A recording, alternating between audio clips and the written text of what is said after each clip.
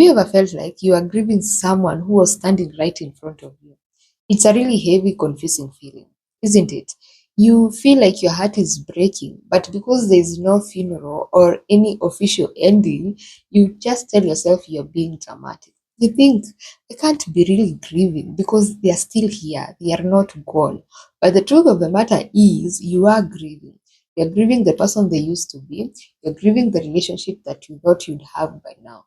And everything you're experiencing and feeling has a name. It's called ambiguous loss. This is a grief in the gray area.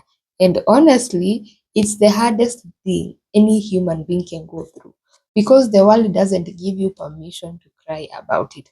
So today, let's just sit in that gray area together and talk about why this hurts so much.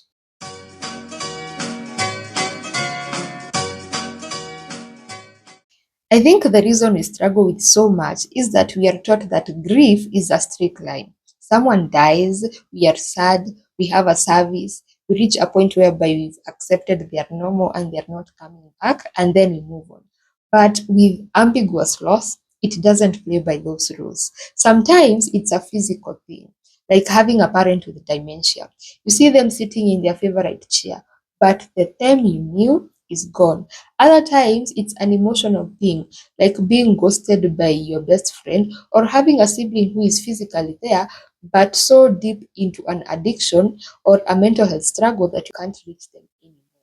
In both cases, you're left with this ghost of a person. You're mourning a loss that hasn't actually happened yet, or a loss that happened a long time ago but was never acknowledged. If this is you, I want to start by saying you're not being dramatic. You're allowed to grieve or mourn losses that don't actually make sense to other people. The absolute worst part of this kind of loss is the lack of closure. When someone dies, as painful as it is, your brain eventually realizes there's no going back. But with ambiguous loss, there is always a maybe. Maybe they'll wake up today and they will remember me. Maybe they'll finally agree to go to rehab. Maybe they'll text me back and explain why they left. That maybe it's a trap. It keeps your nervous system in a constant state of waiting. You can't fully let go because you are afraid the moment you do, they'll come back. So you live in a permanent state of holding your breath. It's exhausting. And it's okay to admit that you're tired of waiting for a version of someone that might not exist anymore. I also want to talk about how lonely this feels because people don't know what to say to you. When someone dies, people bring you soup and offer their condolences. But when you're going through ambiguous loss, people say weird things like, well, at least they are still alive. Well, at least you still have your memories. They are trying to be helpful, but what they are actually doing is disenfranchising your grief. They are telling you your pain isn't big enough to count. And so you stop talking about it, you go to work, you put on a smile, and you carry this massive weight of a broken heart that nobody can see. I want you to know that that at least doesn't take away your pain.